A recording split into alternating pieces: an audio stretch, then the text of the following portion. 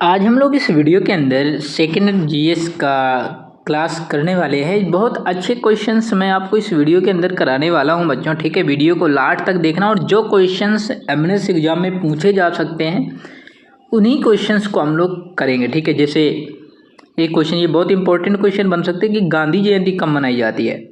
बच्चों एग्जाम में इतना बड़ा क्वेश्चन नहीं पूछा जाता है, एग्जाम में छोटे छोटे क्वेश्चन पूछे जाते हैं, समझ रहे हो। और उन्हीं में बच्चा कंफ्यूज हो जाता है, क्योंकि हमें ये लगता है कि छोटा क्वेश्चन कभी एग्जाम में पूछा ही नहीं जाएगा। अब आपको ये लग रहा होगा कि गांधी जयंती कब मनाई जाती है। अब कुछ लोगों को तो यही नहीं पता होगा। क्या आपको पता है? इसका राइट आंसर कमेंट सेक्शन में जरूर बताइएगा। ये पहला क्वेश्चन मैं आपसे पूछता हूँ, ठीक है। एक क्वेश्चन है, लाल मिट्टी किस फसल के लिए उपयुक्त है? बताइए, लाल मिट्टी किस फसल के लिए उपयुक्त है? याद रखना, कपास के लिए उपयुक्त है। अगला क्वेश्चन है हमारा कि इब्राहिम अलकाजी किस क्षेत्र से जुड़े थे? इब्राहिम अलकाजी किस क्षेत्र से जुड़े थे? अब ये है चार ऑप्शन आपकी स्क्रीन के सामने। राजनीति यानी पॉलिटिक्स, थिएटर यानी नाट्य कला, मेडिसिन चिकित्सा या साइंस। बताइए, जो इब्राहिम अलकाजी हैं ये नाट्य कला से संबंधित थे, ठीक है। अगला है, डीएनए की खोज किसने की थी?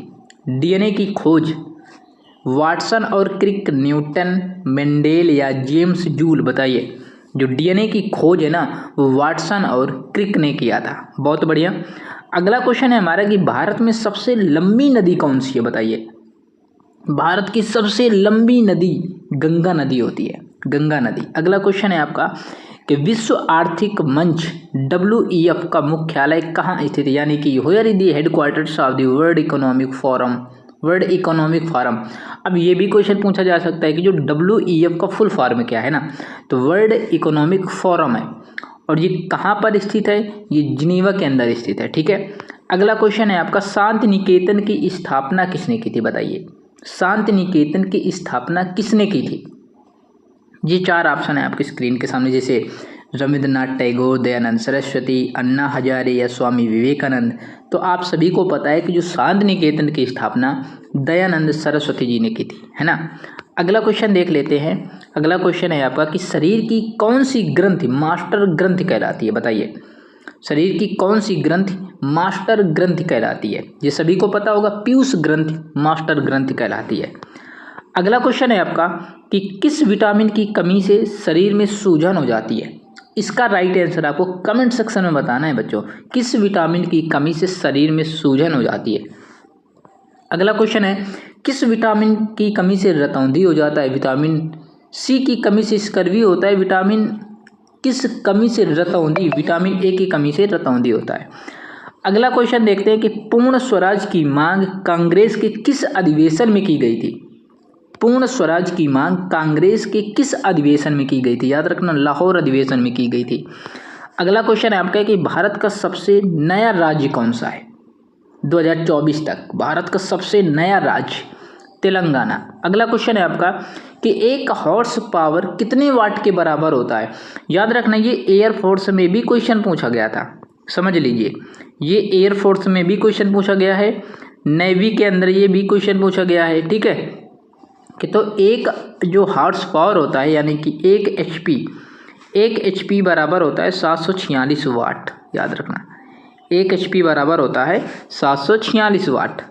अगला क्वेश्चन देखते हैं कि निम्नलिखित में से कौन सा एक तना है? तना बताइए, कौन सा एक तना है? तो जानते हो तना यानी आलू तना है ना।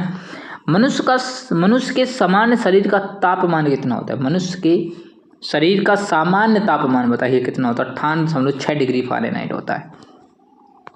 अगला क्वेश्चन है आपका कि बल्ब में किस तत्व का उपयोग फिलामेंट को जलाने से रोकने के लिए किया जाता है? बल्ब में किस तत्व का उपयोग फिलामेंट को जलने से रोकने के लिए किया जाता है?